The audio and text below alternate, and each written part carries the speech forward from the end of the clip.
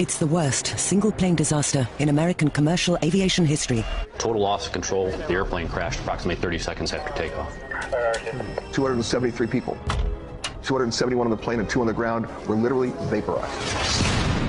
Its effects are still felt by the families of the victims. There is no closure. There is no such thing. In the long run, it served to fragment our family. It's the crash of American Airlines Flight 191. The crash of Flight 191 just wasn't another story. It was great intrigue. And unfortunately, it was tragic opera.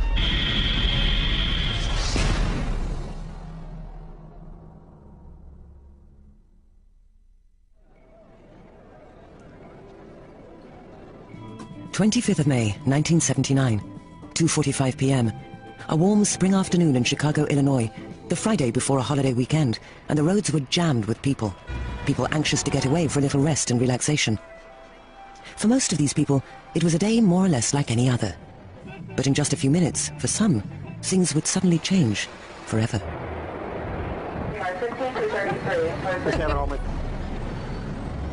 2:55 p.m., O'Hare International Airport. It's a 3-day weekend. And of course, in Chicago, O'Hare was crowded with people trying to head out to go to their vacation spots for that 3-day getaway. Aboard American Airlines Flight 191, the pilot, Walter H. Lux, co-pilot James R. Dillard, and flight engineer Alfred A. Udovich finished going through their pre-flight checklist. They were preparing to fly their DC-10 wide-body aircraft on a routine trip from Chicago to Los Angeles. Between them, they had over 46,000 hours of flight experience. Also aboard were 10 flight attendants and a full load of 258 holiday passengers. Among them was Richard Forstrom, age 36, a biomedical engineer. He'd been to a conference in Las Vegas, and then he was in Toronto at a university at a business meeting, and he was on his way home. Another passenger was Terence Cady, a 53-year-old executive with the United States Gypsum Corporation. He was on a business trip to Chicago, and as far as I remember, he actually canceled an earlier flight because he had relatives in Chicago he wanted to have dinner with or see, so he came, or was scheduled to come back home the next day. Also aboard Flight 191 was Leonard Stokel, a 45-year-old rock music promoter from Los Angeles, returning home to fulfill a family commitment. He had a date with his son Gregory, and he wanted to get back at a certain time for the holiday Memorial Day weekend. There was one seat left, and when he got on the plane. 2:59 p.m. The weather on that sunny afternoon was perfect, with a visibility of 15 miles, as the plane pushed away from the gate and taxied to runway 32 right. Those at 14, confirm heading 170, clear for takeoff. 3:02 p.m. Flight 191 was cleared for takeoff and began its takeoff roll. 191, underway. Just as the plane lifted off, the huge engine and its attaching pylon assembly, which was slung under the left wing, lurched and broke free. It came over the top of the wing and landed onto the runway. As it did that, it took out part of the leading edge of the wing, of about a 3-foot section. The flight crew didn't know that they actually lost or the engine separated from the airplane. They just knew that they had an engine failure. In the cockpit, the voice recorder picked up a single word. Damn. And then went dead. In the control tower, the air traffic controller saw it all. Look at this, equipment, new equipment, you blew it in. Oh.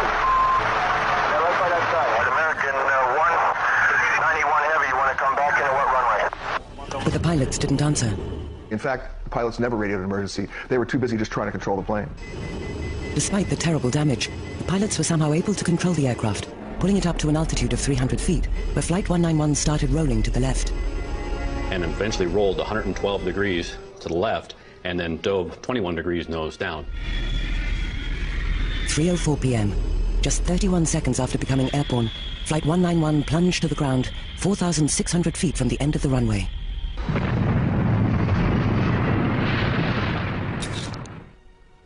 An eyewitness to the event took these heart-stopping photographs.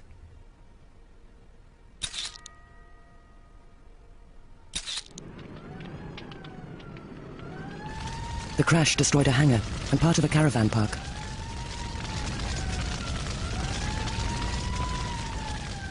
It was an inferno.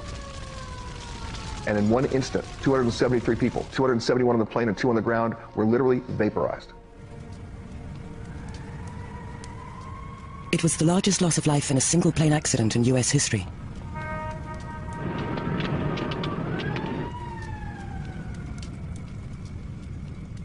Within minutes, phones were ringing across America. Among the first to be notified were members of one of the National Transportation Safety Board's elite GO teams. The GO team, which typically resides in Washington, D.C., consists of a senior air safety investigator as the IIC, or investigator in charge, and he's accompanied by team members, which are specialists in specific areas such as operations, structures, systems, power plants, weather, air traffic control, survival factors. All of these team members comprise the GO team. Officials at the Federal Aviation Administration were also a large part of the investigation. Charles Foster was the FAA's Associate Administrator for Aviation Standards at the time, attending a conference in Montreal. It was about 4:30 in the afternoon, and a secretary in the U.S. office there came down and had me a slip of paper. And on it, it said, "Call your office immediately." I called my office in Washington, D.C., FAA headquarters, and I was told that we had had an accident in Chicago of a DC-10. It appeared all people were killed. The administrator was on his way there, and he wanted me to join him. So about 6:30 that evening, I was on a flight from Montreal to Chicago. And it was quite an emotional flight to sit there and realize that my responsibilities and the fact I was now going to an accident where so many people have been killed.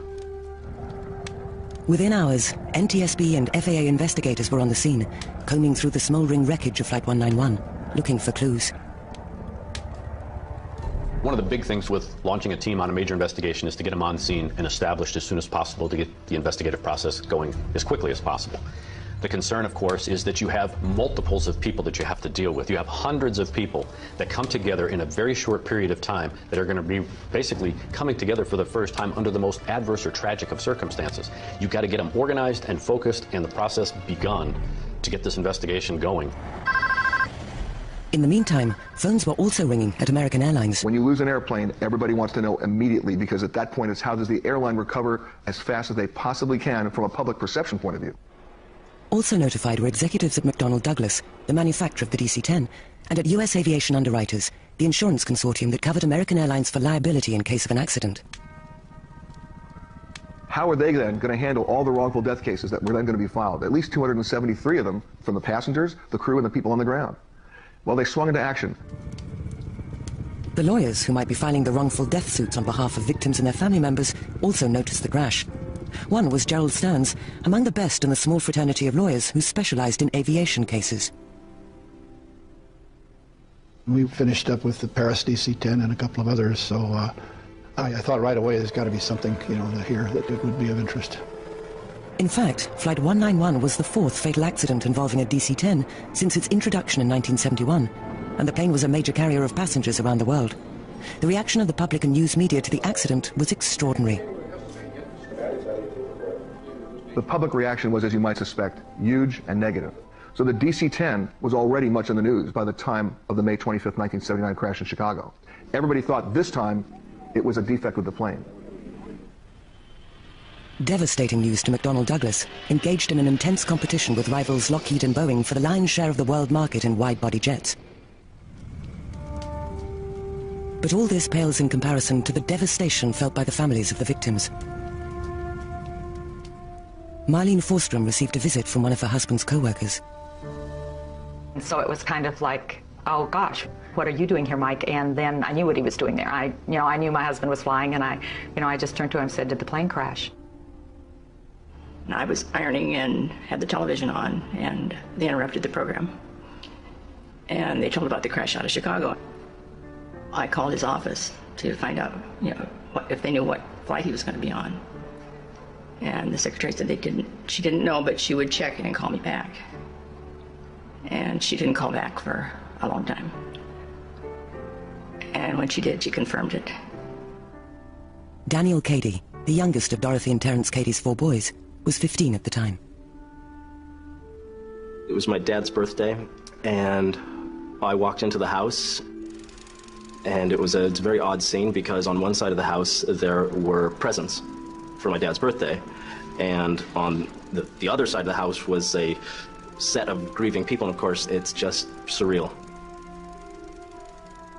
They wrote on every page. For Stanley Stokel, the call he received from Leonard's girlfriend to tell him of his brother's death was tragically familiar.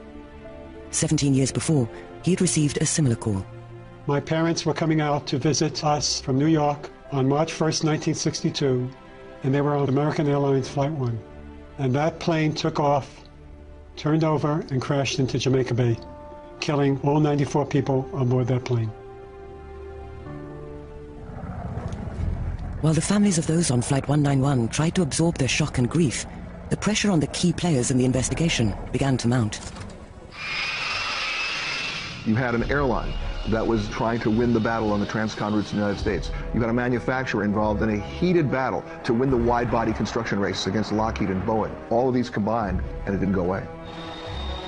With questions about the safety of the DC-10 looming, investigators with the FAA and NTSB also felt the heat, which was building in intensity. There's the bolt. There's a nut still attached to part of the bolt. This is the fracture nut.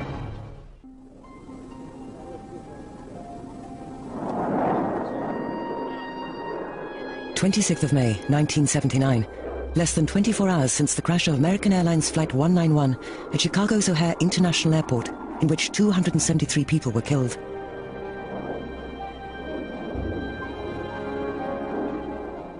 As the investigation pressed forward, the media spotlight intensified on the crash. Due to the magnitude of the disaster, the investigation team eventually included well over 100 people from the NTSB, the FAA, and private industry, including American Airlines and McDonnell Douglas. These groups were also represented on the NTSB GO team dispatched to the scene. The airline, of course, they're part of that GO team. The engine manufacturer, they're part of the GO team. The actual airplane manufacturer, they're part of the GO team. Every subcontractor, they're part of the GO team. They allow these people to be on GO teams for an understandable reason, because they're the people who understand the mechanics, the physics, the chemistry of the individual items that they manufacture. They can actually be helpful in an investigation. They can also be a real hindrance if the investigation turns in their direction. Many in the NTSB and FAA, however, saw this practice in a different light. Some people may think, well, yeah, because they manufactured something, then they're going to make sure that they defend their position. Well, I tell you that the other side, the guys that operate the airplane, are going to defend their position too. So there is an adequate interplay there to get to the truth. So it was a natural system of checks and balances. You got a lot of information. You had everybody looking at everybody else. They would provide information that you may not normally get if you were trying to do that investigation by yourself. But it wasn't the only potential division within the investigative team. There was also a difference in the roles of the FAA and the NTSB. The National Transportation Safety Board basically is the investigative portion of the accident, and then the Federal Aviation Administration, in this case, if it's an aviation accident, would be the regulatory agency. The NTSB had only one mandate: to investigate an accident and determine its probable causes, then recommend the necessary changes to prevent a similar disaster from occurring again. These guys have the hardest job. They do the hardest work under usually very terrible conditions. Do what? It's CSI time. They have to find the cause, no matter what, without allegiance to politics or lobbying or financial pressure. But at the time of the crash of Flight 191, the FAA had a dual function. Historically, the FAA has had an impossible job, in fact, a schizophrenic mandate. It was given that mandate by an act of Congress to do two things: to make and enforce policy, safety, and regulate the airlines, and then at the same time to promote the business of aviation. A lot of people have felt there's a big conflict there. However, personally, I can never see any conflict. To me, the way you promote aviation is make it as safe, efficient, and effective as it can be. Ultimately, it was at the FAA's sole discretion whether or not to implement the recommendations made by the NTSB in their investigations. Many critics of the FAA have claimed over the years that the agency has a tombstone mentality, that they know there's a problem, they know the causes are there, and yet they don't react. They don't actually proactively make policy. They wait until after people die.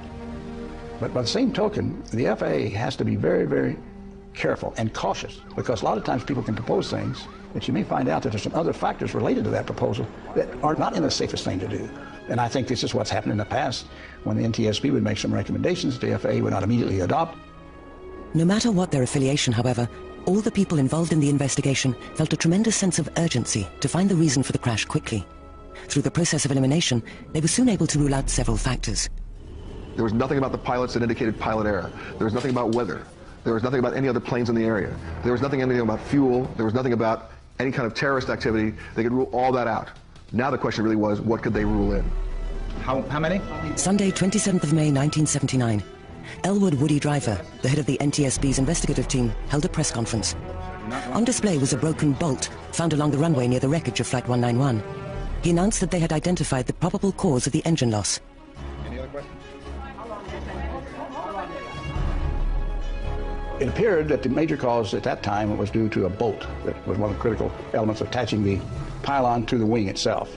And Woody indicated that this was what had actually caused the accident. Well, thank you very much. Then, just as the press conference was winding down, an ntsb metallurgist named Michael Marks arrived. He was not part of the original GO team and was only asked to help with the investigation the evening after the crash. And I went into the auditorium and just went over to the table and sat down. And that's when Bob Gordon, who happened to be the structures man, gave me this bolt underneath the table and whispered in my ear, said, "What do you think, Mike?" And I took a look at the bolt, and I don't remember my response to him, but it was something like, "So what?" Marks could tell almost at once that the bolt was not the cause of the accident, that it had broken as a result of the crash. But there had been no other metallurgists on the GO team to determine this. This is a classic example of what not to do in an accident investigation. To jump to conclusions in the beginning without substantiation. You can't really speak second day into an investigation when you haven't had an opportunity to get all the information. Woody was, I think, very interested in finding out what the cause of the accident was, and I think that he latched on to the fact that it was that bolt. In his defense, he gets his information from the people that are surrounding him. So if there was an implication to him that this bolt was a cause, then that's how we got to that point. Marks convinced Driver to cancel a planned appearance the following morning on the Today Show, but the damage had been done. You can imagine what it was like. I mean, ABC, NBC, CBS, everybody was there, all the locals, people from foreign. They were just going bananas with this information. In the mind of the public, the worst fears about the safety of the DC-10 had been confirmed. Everybody immediately said, aha, we know what happened. It was a design flaw. It was a construction flaw. These bolts were the cause. Some of the victims' families already had doubts about the DC-10. I wasn't surprised that somebody would come out and say that. I didn't know if that was the real cause of the accident. That could have been one reason. It could have been another reason. But I did hear about that, and I wasn't surprised. Others were hardly aware of the investigation, for understandable reasons. In my 15-year-old world, how it unfolded was something that, it's not that it didn't concern me, but I really didn't understand it. All I knew is that something horrible had happened, and we were simply waiting to see what the result would be. It didn't matter. You know, he was dead. So, you know, why it crashed and what caused it is interesting, but it wasn't going to bring him back. Meanwhile, on the 28th of May 1979, the FAA ordered a fleet-wide inspection on all DC-10 pylon attachment bolts. We're concerned about, was the boat properly installed? Was it not properly put on the boat? Was it properly secured and so forth? As the inspections of the pylon attachment bolts continued, engineers of McDonnell Douglas pored over the blueprints of the DC-10, desperately trying to prove that it wasn't the bolt or any other flaw in the design of the plane that led to the accident. Despite the focus on McDonnell Douglas, another internal investigation was also being conducted at American Airlines. Donald Lloyd Jones, American's Senior Vice President of Operations, ordered a report on the airline's maintenance practices, including those used on the crashed DC-10. The search took American's investigators to the company's main maintenance facility in Tulsa, Oklahoma. In this case, the report that was asked for by Donald Lloyd Jones at American Airlines was done by a man named Mac Eastburn. What happened to the Eastburn report became one of the most explosively controversial aspects of the entire investigation.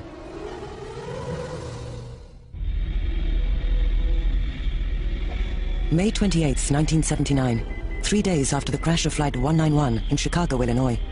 As the investigation into the causes of the disaster continued, American Airlines financial officer John Salvaggio was in a warehouse outside New York doing some digging of his own into the immediate cost of the crash to the airline.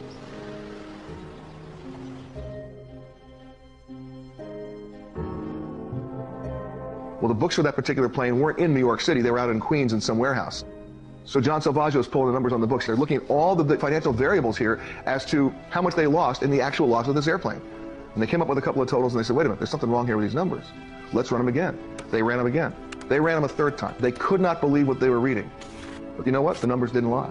And the chairman of the board said, well, how bad is it? Salvaggio told his boss that incredibly, American Airlines had actually made a $25 million profit as a direct result of the crash. It happened because they had the plane insured for full replacement value. Within 72 hours of the crash of Flight 191, executives at American Airlines received a check from their insurance company for nearly $15 million to cover the loss of the DC-10. Due to the effects of inflation, this was nearly twice what they had paid for the plane in 1972. At almost the same time, US aviation underwriters were taking action of another kind. They got the passenger manifest immediately from their client, the airline. And within 24 hours, letters were written to the victims' families. And each letter basically said the same thing. We want to share our sympathy. We lost people too. We're going to take care of everything for you. Don't hire an attorney. Of course, we felt they were extremely misleading for a whole lot of reasons. Basically, what that letter is doing, it's giving legal advice to a potential adversary, and it's also practicing law without a license, and we thought it was improper. And we actually took them on in the federal court in Boston. I tried to get a restraining order from the multi-district judges to stop this letter from going out, but they turned me down. Among those who received this letter was the family of Leonard Stokel. Lauren and Gregory did receive a letter stating that American Airlines would take care of you. You don't have to go to an attorney. But for the Stokels, the promising words in USAU's letter rang hollow because of another letter they'd received 17 years earlier in the wake of the 1962 crash that killed Stanley and Leonard's parents. It was almost the exact same letter. I didn't believe a thing they said. The reason being is when I went to the airport to go to New York, as soon as we found out about the crash, I went up to the counter and I said, "My name is Stanley Stogel, my parents were on Flight 1, and they said I would have to pay for my ticket." And I said, "What? I also paid for my flight when I had to go home." After that, I knew that I couldn't trust them. So I had to turn it over to the attorneys and let them handle it. Tuesday, 29th of May, the first business day after the crash, the Stokels' lawyers filed the first of what ultimately became scores of lawsuits against American Airlines and McDonnell Douglas. Of course, obviously, the families need time to react, but I would say within a month or so, we started getting inquiries. My brother, who lived in San Francisco area, was in business, and he called me and said he knew an attorney who specialized in this field, and he recommended him to me. And so I called him, and he came down, talked to us, and that's how we got started. While the legal system was gearing up, metallurgist Michael Marks of the NTSB was moving forward with his part of the investigation. Ironically, the continuing media attention on the broken pylon attachment bolt actually helped Marks in his search for the true cause of the accident. It was a blessing in disguise to me because the focus was no longer directly on me or on any other part of the investigation. So the news media would leave me alone. In this case, I was able then to look at other components. Sifting through the wreckage, Marks turned his focus to the pylon of the left engine. I could see a suspicious fracture that was in the back of the pylon. It was puzzling. It had an area in there that had what appeared to be very high-stress type of fatigue cracking, and it had an overstress fracture, and it didn't make a lot of sense. The crack itself was in the rear bulkhead of the pylon, the same place where the broken bolt that Woody Driver displayed during his press conference came from. So Marks took the bulkhead and heads to the NTSB Metallurgy Lab in Washington, D.C. At American Airlines, almost 36 hours had passed since Senior Vice President of Operations Donald Lloyd Jones ordered the internal investigation into the maintenance history of Flight 191. He read the written report of the investigation, called the Eastburn Report, and was shocked by its contents. The report was so potentially devastating to American Airlines that on advice of the attorneys, American Airlines shredded the report. Chicago, Illinois, early June 1979, less than a week after the crash of Flight 191 at O'Hare International Airport. Lawyers for American Airlines and McDonnell Douglas started gearing up for a major showdown. They were preparing to do battle over who should pay the greater part of the settlements in the Flight 191 lawsuits. The airlines and the manufacturers realized that the worst thing that could happen to them would be to get into a courtroom battle with a bereaved family and a competent lawyer where the airline and the manufacturers are fighting with each other. That's very bad from their point of view. They're just going to get an inflated, aggravated award. So they started working on what are called sharing agreements. But initially, American Airlines refused to participate in a sharing agreement with McDonnell Douglas, demanding instead that McDonnell bear the entire cost of the settlements. However, as the dispute ground on, someone leaked word to McDonnell Douglas of the existence of the Eastburn Report. So McDonnell Douglas goes to federal court in Chicago because that's where the crash happened and subpoenas the Eastburn Report. American Airlines attorneys go up in court and their first response is, "We don't know what you're talking about." McDonnell Douglas says, what are you talking about? We know there's a report. American Airlines goes, well, we'd like to amend our position. See, there was a report, but now there is no report. And the judges said, excuse us? What happened to the report? Well, it was destroyed. The judge ordered Donald Lloyd Jones, the American Airlines executive who commissioned the Eastbourne report, to testify under oath as to its contents. But lawyers for McDonnell Douglas also pursued another avenue. Knowing the report had something to do with maintenance done on Flight 191 just prior to its fatal flight, they hired private detectives in Tulsa, Oklahoma, the site of American's main maintenance facility. And they basically map out all over Tulsa and find out, okay, who did the engine change? What are their names? We want to talk to them. And they found them. Eventually, over 150 American Airlines employees were subpoenaed by McDonnell Douglas to give depositions in the case. One of them was a supervisor at Tulsa named Earl Russell Marshall. In the meantime, the families of those killed on Flight 191 were facing their own legal ordeal. As their lawsuits moved forward in the coming months, they confronted issues they never could have imagined. Well, it wasn't a happy time, that's for sure. I felt like we were on trial instead of the airlines, and I thought the airlines should have been on trial. This set of lawyers decided that their best way of pursuing the case was to show that my father was a bad father, that he was worthless. For example, they asked me questions about how involved my dad was in my life. I played Little League Baseball. How often did he come to the games? Was he enthusiastic about my baseball playing? They asked my mom questions about their sexual life and whether they were happy that way. What they were trying to prove as far as his worth as a financial provider, I don't know, but I think that they were also trying to show that he was not only a bad father, but he was a bad husband. So from the very beginning, as far as the lawsuit went, my part of it was trying to figure out what the value of his life was. I had to sit down and figure out how much we spent on dry cleaning, how much he spent on lunch, how much he spent on gas going to work and back, just how much of our family income was spent on him. And that's what the lawsuit was about. While the legal side of the case began to unfold, NTSB metallurgist Michael Marks was in his lab in Washington, D.C., carefully examining the cracked pylon bulkhead from Flight 191. Basically, you examine the fractures with microscopes. They have various types of microscopes. You have what we call a bench binocular microscope, a stereo microscope, and you look at these components underneath it. You can do other tests. At this particular time, that's mainly what was happening. The fractures were in a part of the bulkhead called the flange. This flange was fractured, and it showed evidence of a large 10-inch size fracture, and in very small areas, relatively speaking, of what appeared to be a higher stress fatigue zone, and that means it's repetitive stresses that are producing the fracture. Those zones were only about 1.5 inches on each side, so we had a total fracture in that area that was about 13 inches. What's more, Marks could tell that something had produced the original fracture prior to the crash. Because of the stresses on the pylon during takeoff, the cracks suddenly expanded, ripping open, causing the engine pylon assembly to tear away from the plane. The real puzzling part was, why do we have this fatigue, and why do we have this overstress? We got something here that basically is not explained by normal fracture mechanisms, so it's got to be some kind of a fracture that occurs for some other reason. Well, my supervisors had some information that they suspected it might be maintenance related, so they went to Tulsa, Oklahoma. Both the NTSB investigation and the legal inquiry surrounding the crash of Flight 191 eventually converged on Tulsa. What was finally revealed there shocked the world of commercial aviation.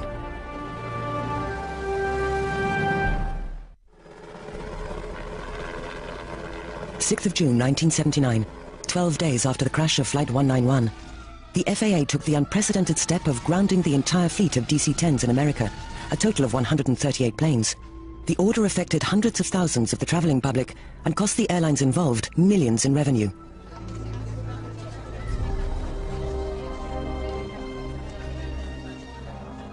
It had never happened before to an American fleet. Every DC-10 in this country, or any DC-10 trying to fly to the United States, could not do so. The economic impact was huge, and at McDonnell Douglas, it was devastating. Within days, they started losing order after order after order for new DC-10s. Every day the DC-10s were not flying, the cost and the pressure grew. It was a very dramatic action. We had a lot of questions, a lot of concerns about the grounding of the airplanes, why we did it. We had criticism from many sources. The process that led the FAA to take this monumental step was intense. A major factor was what was discovered in the days prior to the grounding at American Airlines maintenance facility in Tulsa, Oklahoma.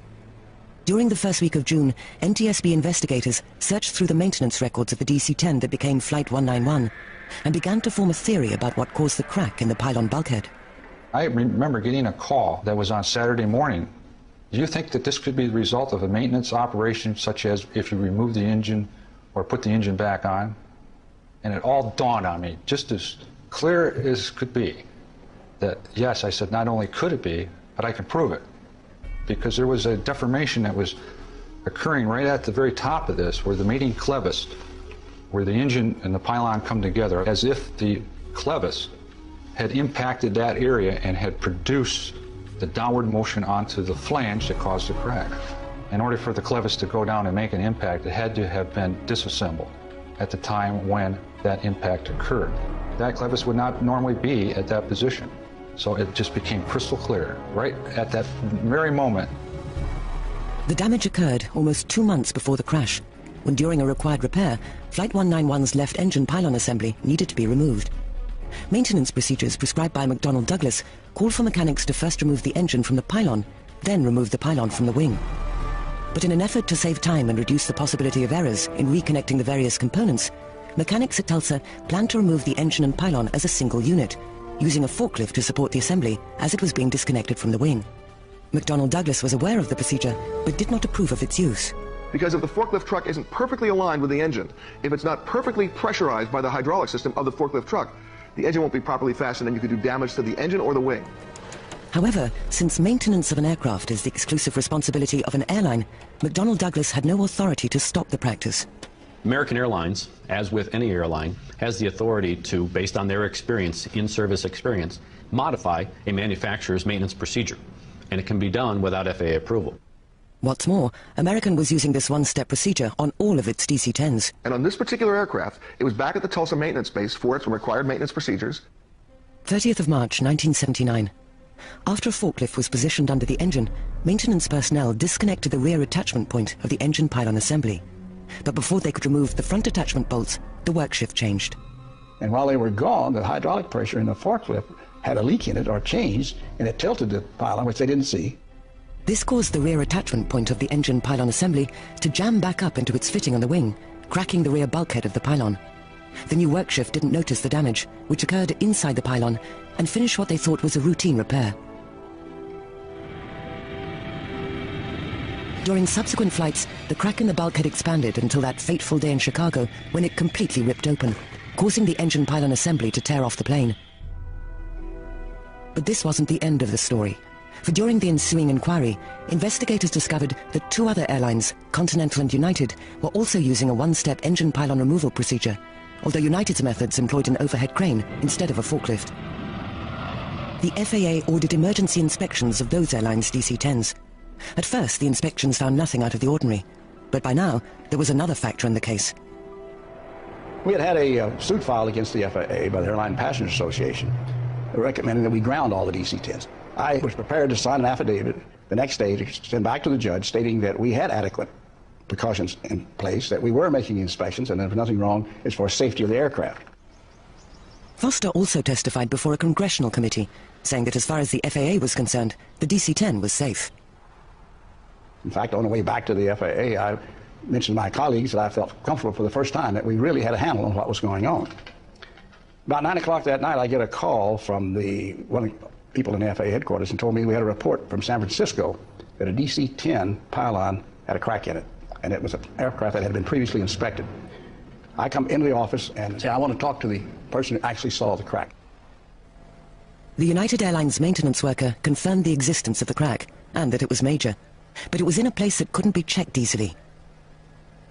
Then we got together in headquarters there trying to decide, what do we do now? Here we were, we had a United Airlines problem we had not solved yet. We had a lawsuit from a judge. We could not go the next day. I certainly was not going to sign anything saying we knew what was going on DC-10s. I'd been up on the Hill and told the Congress that we had a good handle on it. And then we decided at that time, several of us, that we were going to have to ground the airplanes. After clearing the decision with the head of the FAA, Langhorne Bond, and Brock Adams, the Secretary of Transportation, who were both overseas at the time, Foster picked up the phone and began the process of grounding the DC-10. I called the president of the Douglas Aircraft Company. As I sat in my office, I looked up at the clock. It was 4:04 a.m. I'll never forget the minutes, actually, when I called, and told him that we were going to take some action. It took probably the most guts by a person in the FAA in the dark of the night to determine and decide that they were going to ground that airplane. There were so many influences, there was so much pressure both ways, by the NTSB to ground it, by the industry to keep it flying. It was a very weighty decision, and in the long run, I think it was the right decision that he made. Marlene Forstrom was aboard a DC-10 with her 2 small children, traveling to a memorial service for her husband Richard on the very day the planes were grounded. Angela Forstrom was 7 years old at the time. I remember being scared to fly, obviously because my father had just been killed in an airplane crash, and then being on this plane and it taking a really long time, you know, that we were having to sit on this plane and not knowing what was going on, and then eventually getting the news that we were having to be taken off the plane because of the fact that it was a DC-10 and it was being grounded for safety reasons. And my mom got very emotional, and of course whenever I saw my mom cry, it immediately made me cry. So I remember just being really upset about having to get off the plane and having to kind of relive again this trauma and having to talk about it and experience it.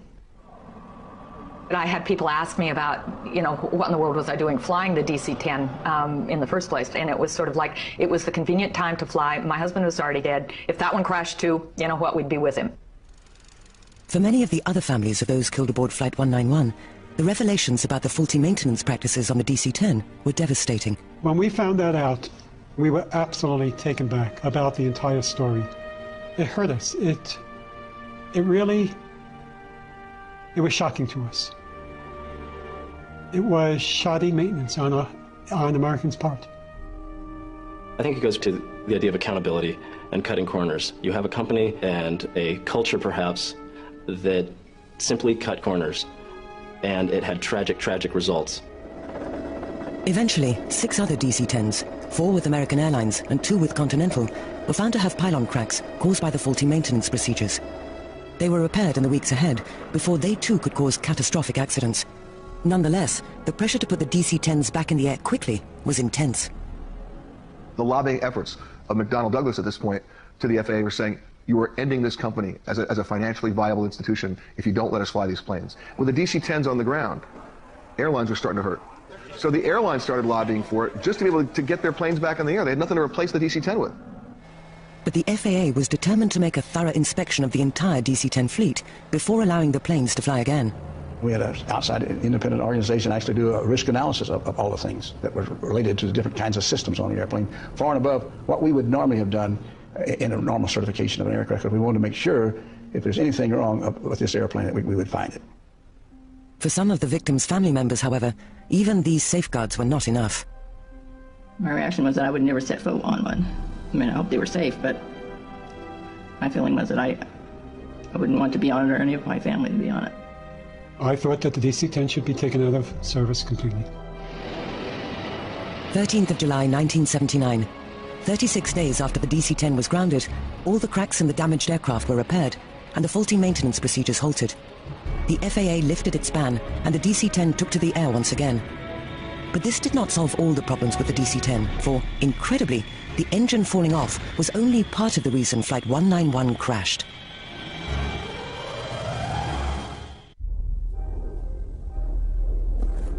The investigation into the crash of Flight 191 on the 25th of May 1979 was one of the most difficult and heavily scrutinized ever undertaken by the FAA and NTSB. Part of the reason was the horrible toll in human life. Another was the nearly complete disintegration of the airplane on impact, making the gathering and interpretation of evidence extremely difficult. So it should be pretty accurate data.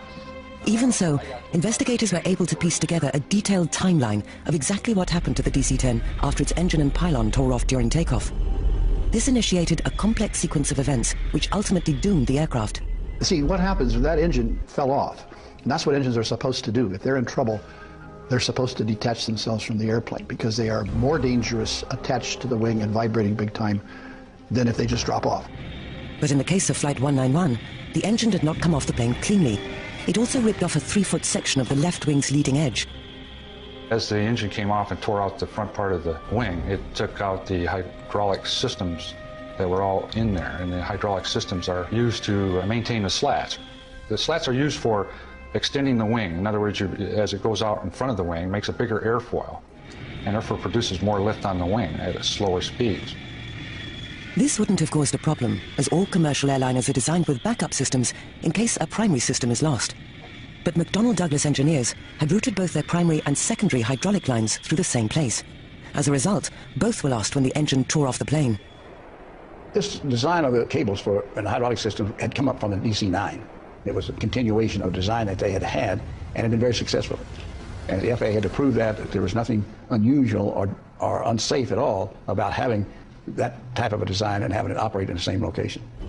From their position in the cockpit, the pilots couldn't see that an engine had fallen off the plane. All they knew was that they had suddenly lost power in their left engine. So they initiated the prescribed emergency procedures for a power loss on takeoff. Another problem was that the engine loss had cut a crucial portion of the plane's electricity, which came from a generator driven by the engine. That it knocked out the pilot's flight instruments. And so it so happened that the first officer was flying the airplane. Of critical importance was a device called a stick shaker. This actually makes the pilot's control stick shake when the plane is nearing a stall, which is a condition where the wings lack the lift to keep the plane in the air. Although the co-pilot's instruments were functional, he lacked a stick shaker. At that time, when the airplane was manufactured, it was a customer option to have it mounted on the first officer's side. American Airlines didn't exercise that option, so the stick shaker only resided on the captain's control column. Despite the severity of the problem, the co-pilot, James Dillard, performed perfectly, flying the plane exactly as the emergency engine-out procedures dictated. One of these required him to fly the plane at takeoff speed, called V2. And that's the speed that you fly at if you lose an engine, to give you the best climb rate so to miss any obstacles near the airport. And the procedures always, up to that time, was that once you lose an engine on takeoff, you go to V2 speed. So as the crew took off and they knew they had a problem, their immediate reaction was to go to V2 speed. And it so happened that they were above V2 speed at that time. Dillard pulled the nose up, causing the speed of the plane to reduce slightly to V2. But what he didn't know was that as the plane climbed, the hydraulic fluid in the left wing was slowly bleeding off. And as a result of that, the pressure to keep the slats out was lost. This caused the slats on the left wing to retract. So you lost essentially some part of your wing. And as such, what happens is that you lose lifting power. So you have to go faster to maintain the lift. As the left wing lost lift, it began to dip, nearing the threshold of a stall. And so now the stall speed of that wing had changed compared to the stall speed on the right wing. So as they went from the speed they had down to V2 speed, they went through that stall speed of a wing with a slat in, and so the left wing stalled.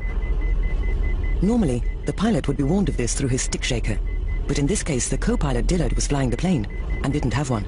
And when it stalled, the airplane just rolled over and went straight down in. Had they not reduced the speed, had they maintained the airspeed they had, they could have flown the airplane out. But with the power to many of their instruments cut off by the engine loss, First Officer James R. Dillard and Captain Walter H. Lux had no way of knowing their plane was entering a stall until it was too late. Had the pilot been able to get the stick shaker and stall warning, he would have probably pushed the nose over, and before it ever slowed up to the point that he was going to lose the lift on the left wing.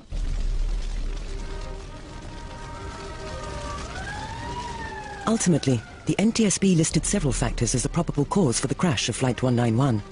It also made several recommendations to correct those problems. Just how those recommendations were addressed would affect the potential safety of millions of people around the world.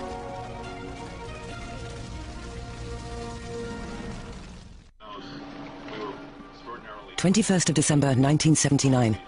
Nearly 7 months after the worst single-plane disaster in U.S. aviation history, the crash of Flight 191 at Chicago's O'Hare International Airport, the National Transportation Safety Board released its final report on the accident. Among the causes it cited were improper maintenance procedures, which led to the failure of the plane's pylon structure, the vulnerability of the DC-10's leading-edge slat system to catastrophic damage, and the inadequacy of the engine-out takeoff procedures used during the emergency. One of the contributing factors was the FAA's lack of oversight and ability to identify and report deficiencies from maintenance actions that could cause or contribute to the failure of a component part and lead to an accident. The NTSB proposed numerous changes to correct these problems.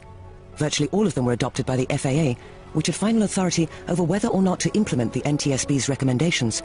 But one thing that neither the NTSB nor the FAA proposed were any design changes to the hydraulic system or the wing slats on the DC-10. citing the extraordinarily small chance of a similar accident ever occurring again, and the controllability of the aircraft even without wing-slat hydraulics, as long as it was kept above stalling speed, the FAA instead mandated other modifications.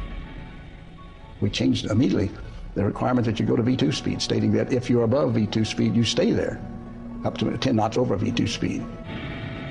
Another change was in the stall warning system of the DC-10. After this accident, it was required to have a stick shaker installed on both control columns, and that stick shaker had to be independent of each other. That is, a total different electrical system would operate them independently. So in the event of a loss of one electrical system, the electrical system on the number 2 side, or the good side, would still be able to fire the stall warning system.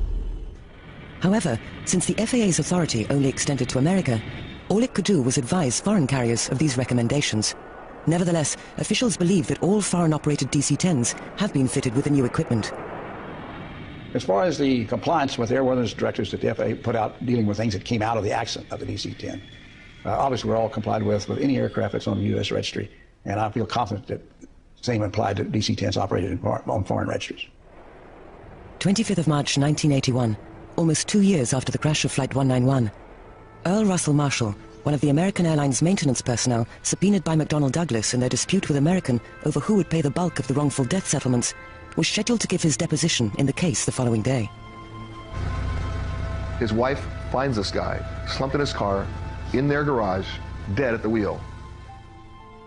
The coroner ruled it as carbon monoxide poisoning, suicide. Ironically, it was that point that motivated American Airlines to then call the McDonnell Douglas lawyers and say, okay, let's now share liability in these cases. McDonnell Douglas then ceased its pressure to see what was in the Eastburn report, and the whole issue was quietly dropped. Its specific contents are still secret. Yet while the agreement between McDonnell Douglas and American Airlines was completed within 2 years, the lawsuits of the relatives of those killed on Flight 191 ground on. The law cases that related to the crash of all the victims' families went on for over 9 years. And the reason for that, in this particular crash and every other crash, is there is no provision in any state law for the awarding of prejudgment interest in wrongful death cases. It's a horrible, horrible process. It's demeaning. There is no thought of the people involved. It is about the attorneys and the court system. I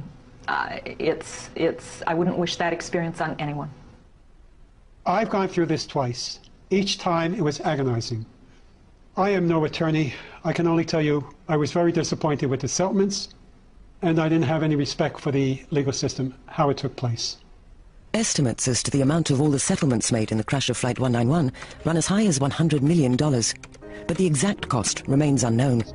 That is a very close-kept secret with the insurance industry. You have to understand how the insurance works with paying these cases off. The last thing they want is for it to get out to the general public what they have paid to settle certain cases. While American Airlines was shielded from direct liability by its insurance carrier, the consequences for McDonnell Douglas were devastating. Orders for the DC-10 dried up almost immediately after the crash and never returned to pre-crash levels. As the orders dropped down, the assembly line slowed down, McDonnell Douglas had nothing left to do except to make another version of the DC-10 called the MD-11, which was not successful. They tried to extend the fuselage of the DC-9 with the MD-80, 81, 82, 83, 87, but by that time they just couldn't compete anymore. And they ended up basically being bought out, being absorbed by Boeing. The effect on American Airlines was far less severe. The FAA fined the airline $500,000 for improper maintenance, a huge amount in 1979, and business was understandably slow in the months immediately following the crash.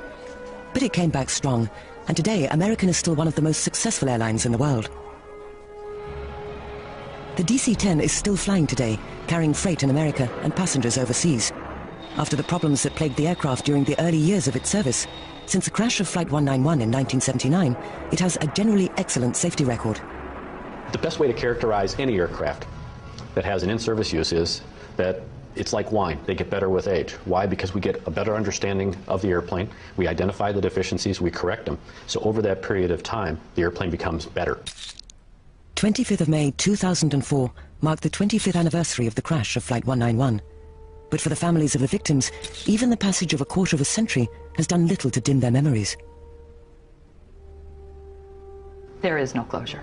There is no such thing. You know, it's probably the worst used phrase in the world today.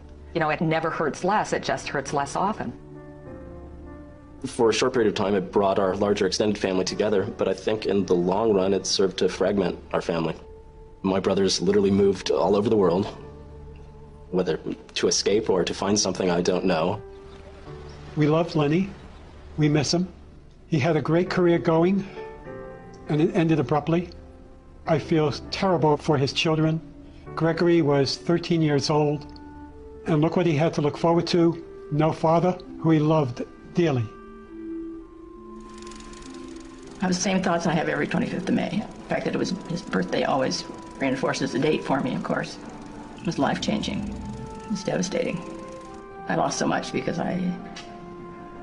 my children lost their father, and they lost their mother for a while. But I got through it, and we all did.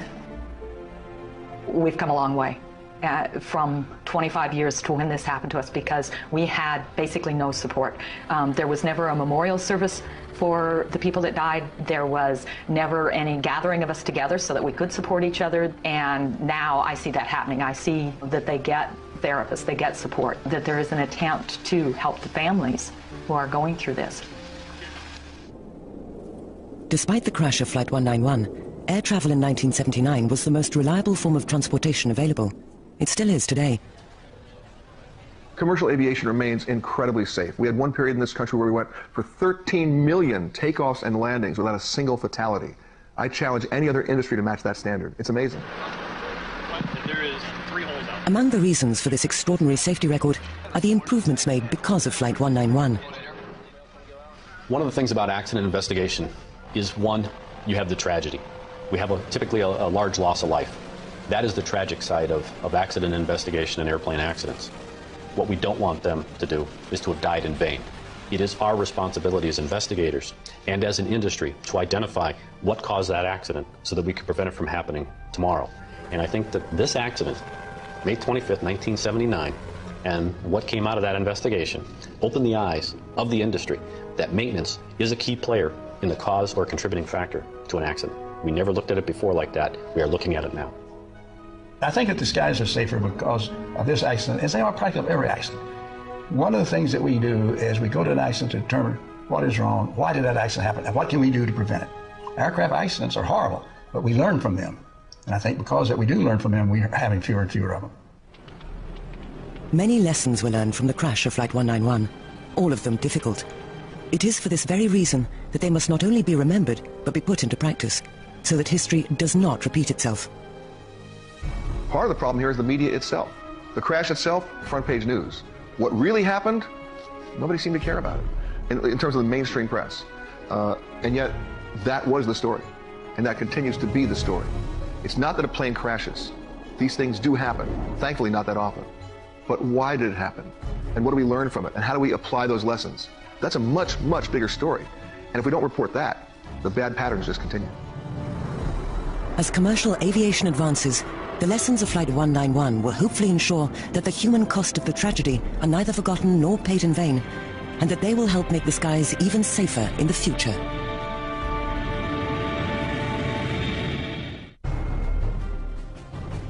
The series of disasters that struck the British Comet airliners in the 1950s, causing the passenger jets to break up in mid-flight, are revisited in a few minutes here on the History Channel.